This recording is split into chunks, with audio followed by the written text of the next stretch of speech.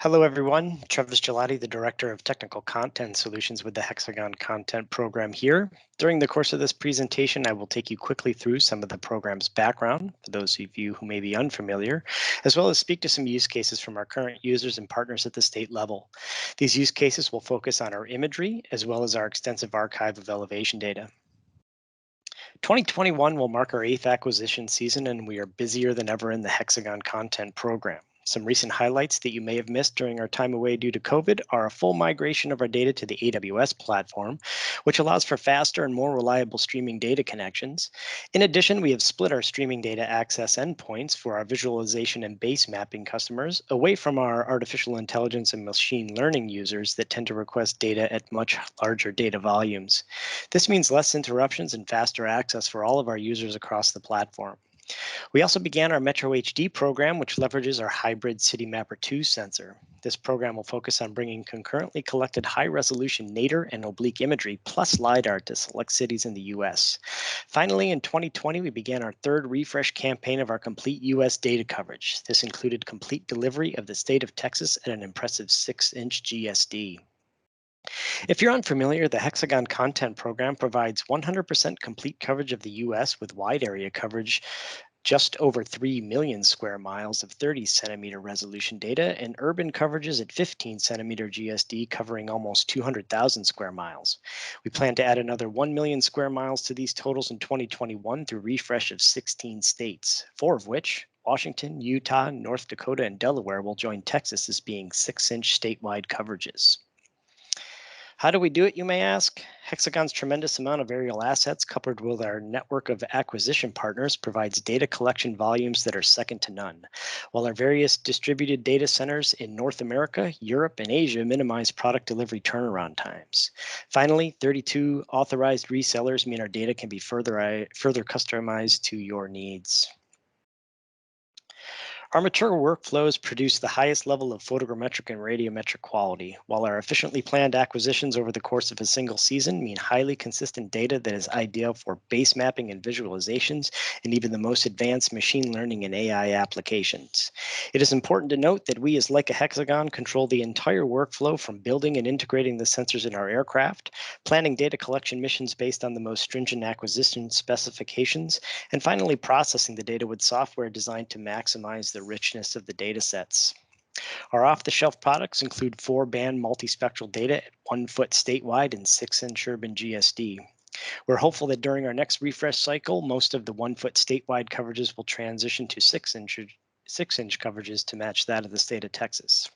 As always, all of our image data can be purchased directly through our online store or streamed directly into a variety of GIS software and custom applications via WMS and WMTS protocols.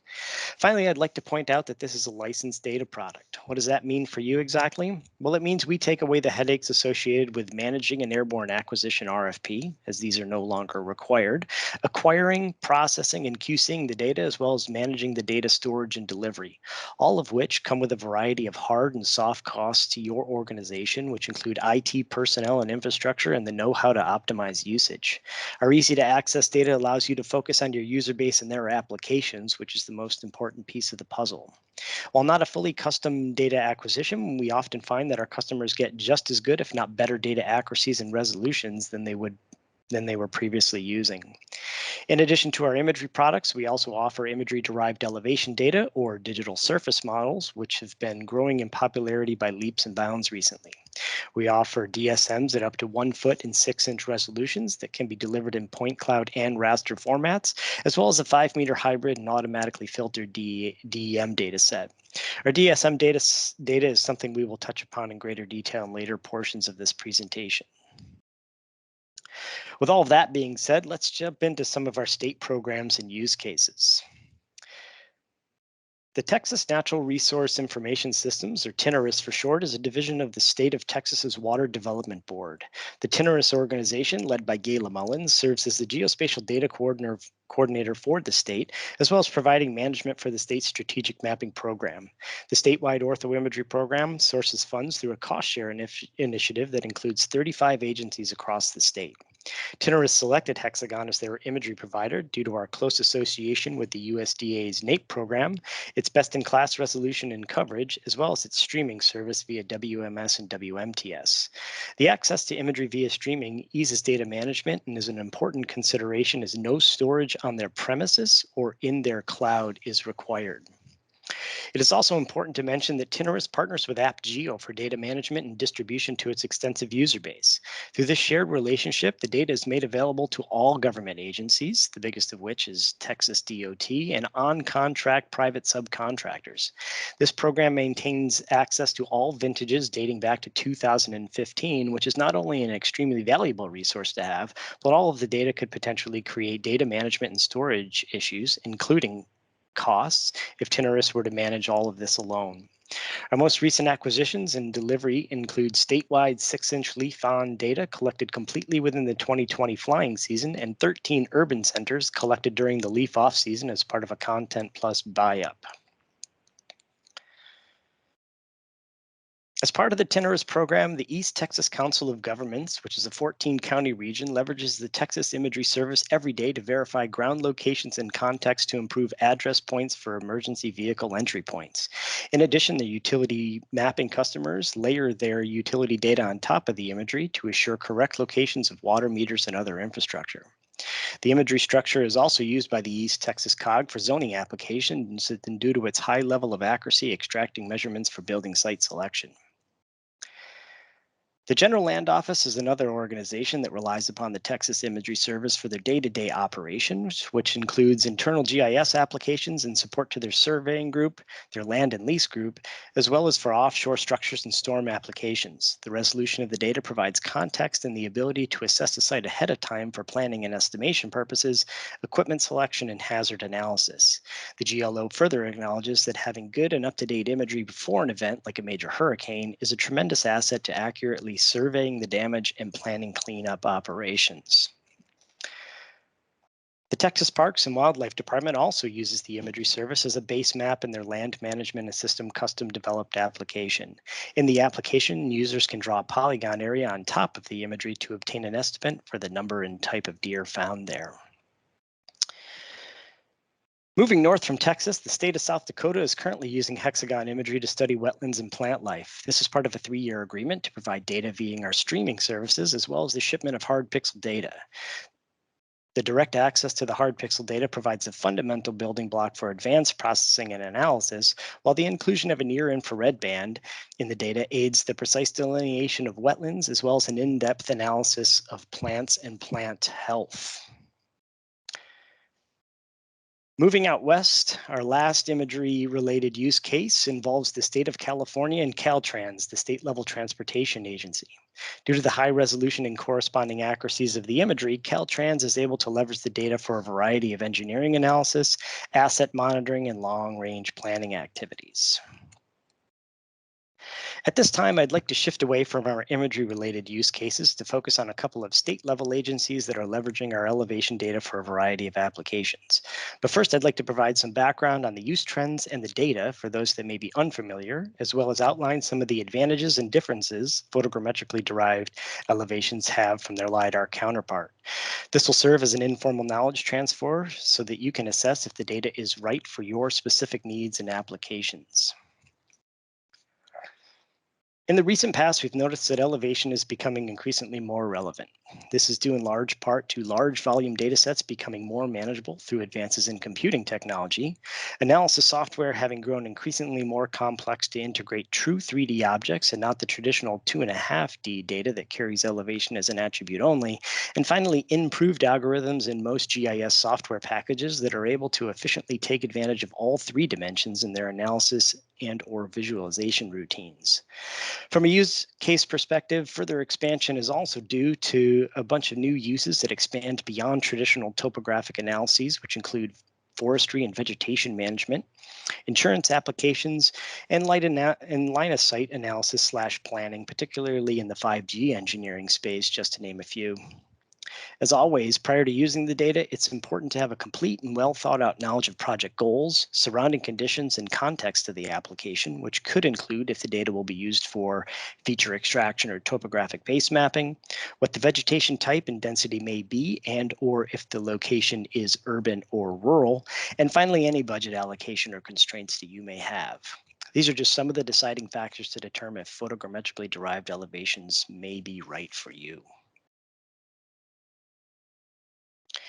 It is important to note that the majority of our stereo imagery is based on our ADS push boom sensor and thus can be rather advanced in its implementation. As compared to a traditional and perhaps more popular frame camera, this system collects imagery in strips, not single frames, and uses three distinct stereo viewing angles, forward, nadir, and back, acquired simultaneously in the direction of flight to produce stereo pairs. This can make ingestion and manipulation of the raw stereo data a bit tricky for some organizations unless you are adept at using specific photogrammetric software such as Esri, Stereo Analyst, Erdas Imagine, Datem, or BAE's Socket Set. But please rest assured that our production team is happy to provide derived DSM elevation data products tailored to suit project needs in a variety of resolutions and in point cloud or raster formats. In the past, our off-the-shelf elevation datasets have largely been a product of the orthorectification process, to which the elevation has been filtered and smoothed for best ortho representation and processing. However, we are happy to fulfill custom orders where the data can be reprocessed for vegetation applications, which retain full points, or building structure identification, which focuses on edge retention, or any other specific use cases that you might have in mind. For those of you thinking about using imagery derived elevation data or are unsure about the nature of the data, let's spend some time going quickly through the finer points. We must first begin with a qualifying statement that imagery derived elevations are a digital surface model representation and not a digital elevation model. For the purposes of this presentation, a DEM is a bare earth representation of the Earth's surfaces with all naturally occurring and man-made features removed in processing. Conversely, imagery-derived DSMs are representative of all primary reflective surfaces. As many as you know, imagery only captures reflected light from the first surface of interaction with no vegetation penetration. This includes man-made features such as buildings and transportation infrastructure, as well as natural features such as vegetated ground cover, and closely resembles first return LiDAR data. As can be seen in the image in the lower left portion of the slide, which shows an original image scene as well as LiDAR and imagery-derived elevation profiles, the predominant features represented in the bottom image derived profile, labeled DIM1_1, are open terrain surface heights, the forest canopy top, and would also include cultivated field tops and natural environments. However, when comparing the images on the right portion of the slide, we see that photogrammetrically derived elevation also contains roads, embankments, buildings, and other important above ground infrastructure, similar to LiDAR data in built up environments. While some distinct advantages do exist when compared to LiDAR, photogrammetric elevations have the advantage of lower acquisition costs due to wider coverage, increased correspondence between the elevation and the imagery itself, with limited temporal inconsistencies due to collection over a single flight. This can often lead to better overall analysis possibilities as conditions represented in the elevation data are identical in the imagery. This wouldn't happen if two separate flights were needed to acquire the imagery and then the LiDAR data. There also exists the possibility to derive extra products as the elevation point cloud can be color encoded with natural or color infrared representations. For more advanced analysis applications, increased building material identification, classification accuracy, and feature extraction due to the presence of imagery as a background context is often observed. And finally, an overall higher point density, which can approach the nominal image collection GSD as compared to LiDAR, often aids discontinuities in complex scenes and increases the ease of manual edits. Visualized on this slide is one of the tremendous advantages of imagery-derived DSM data. As stated earlier, the resolution and point density of the resultant elevations can reach that of the imaging sensor. On the left, we have the original imagery scene. Proceeding immediately to the right, we see our high-resolution 20 centimeter, or 1:1 with the nominal resolution of the imaging sensor data product in point cloud and raster format. Moving further to the right, our 2:1 product is observed, which more closely approximates a 40 centimeter resolution. Now on to some use cases. The state of Washington, and more specifically the Department of Natural Resources, is one of the biggest users and supporters of our stereo imagery, and the gentlemen in charge, Caleb Mackey and Tony Olds, couldn't be nicer. If you're interested in learning more, I suggest you reach out to them to hear their insight from an application perspective. Let's first go through a bit of background on the Washington State program. The state is currently on a 2-year refresh cycle with coverages starting in 2009 and further acquisitions in 2011, 13, 15, 17, 2019, and 2021. These multi-year coverages are used for both in-season monitoring as well as performing change detection over time. The state has traditionally received 30 centimeters statewide with 15 centimeter metro acquisition buy-ups as part of our Content Plus program. However, we'll be delivering the entire state at a 15 centimeter resolution in 2021. The state is also a bit unique in terms of data transmittal, as they receive our stereo data as hard pixels via our hard drive, as well as an ortho-rectified product delivered as hard pixels via our hard drive as well, and access to our WMS WMTS streaming services. The Washington Department of Natural Resources produces a rasterized hillshade product from our stereo imagery. This data set, which appears on the left side of this slide, is similar to top surface LiDAR returns for use in Washington DNR's GIS system. The Washington DNR Forest Inventory Department uses this DSM data to create stand metrics, including crown closure and tree height, where LiDAR data is available, and to delineate forest stand polygons. The state of Washington also partners with the U.S. Forest Service for a variety of elevation data applications in the forestry sector, where imagery-derived DSM data is quickly becoming a go-to resource. This is predominantly due to its lower acquisition costs that affords the state the ability to acquire a complete statewide coverage. The U.S. Forest Service uses the data to derive repeat measurements of forest height over time, which allows the state to derive empirical observations on the growth rates of trees and thus estimate the productivity of the land, which is commonly referred to as site index. Site index is useful for many purposes, including valuation of the DNR's timberland assets and estimating timber yields into the future. The state and U.S. Forest Service both agree that using remotely sensed data is an important improvement over traditional survey methods for estimating site index because it is less expensive, and it would be difficult to measure tree growth rates at the spatial and temporal resolution that the imagery-derived products provide. Here we have our final example of the state's imagery service use. Partnering with the University of Washington's School of Environmental and Forest Sciences, Dr. Van R. Kane is using the data to monitor forest change dynamics following regional fire events. Dr. Kane and his team are able to estimate vegetation loss following a wildfire event through a change detection analysis. The forest structure is studied at the site of the change as well as collectively across the entire forestry landscape. This would not be possible without the resolution and, more importantly, the coverage that Hexagon has to offer. For the next couple of slides, I'd like to speak to some extended use cases. These use cases are being driven by third-party organizations and have direct impact and applicability to state organizations. They also serve to highlight the potential of the Hexagon program's diverse data sets. Recently, Hexagon partnered with AI-derived product company Ecopia, located in Toronto, Ontario, Canada. Ecopia is currently mining our raw data stereoscopically to derive a myriad of 2D and 3D products that currently have wide-ranging applications within many state governments and municipalities. Ecopia's advanced AI algorithms automatically detect and extract a variety of features from the imagery. Here we see sidewalk, crosswalks, and parking lots, as well as road center lines for transportation studies, Vision Zero and right-of-way analysis, and impervious mapping to support flood modeling and property surcharges. Further, Ecopia is working to create a slew of 3D products. Identification and mapping of urban features such as buildings and roads are important tasks for smart cities and urban planners. Building footprints can aid risk analysis, provide a line of sight analysis for future development, planning, and visualization as well.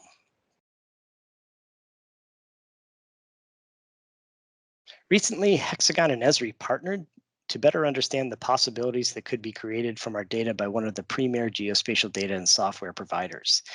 The in-depth results were presented as part of a 1-hour webinar that is available on the Esri website. If you can't find the link, please let me know and I'll be more than happy to provide the link to you. Observed on the left side of this slide is a three-dimensional representation of our DSM data that was created as part of the presentation. Working from our stereo imagery, geospatial analysts created a variety of data products such as we see here, imagery draped over elevation, a raster digital surface model, and further three-dimensional displays of the data that include RGB point cloud data shown here, DSM points displayed by elevation, and then finally, a classified point cloud which displays different varieties of vegetation, heights, buildings, and ground classes. An interesting application from the Esri team involved derivative 2D polygon and line vector delineations and the ability to summarize those results as part of a web application. The graphic on the slide shows road center lines, swimming pools, buildings, and parcel lots. As can be observed, the web application summarizes the number of features within the viewing window, and if we zoom in on the data, we can see a dynamic update of the results. Well, that is all I have for this presentation. I hope I was able to show some interesting use cases as well as bring those unfamiliar up to speed on the Hexagon content program. I thank you for your time and attention. If you have any questions, please feel free to contact me directly via the email on this slide. Have a great day, everyone.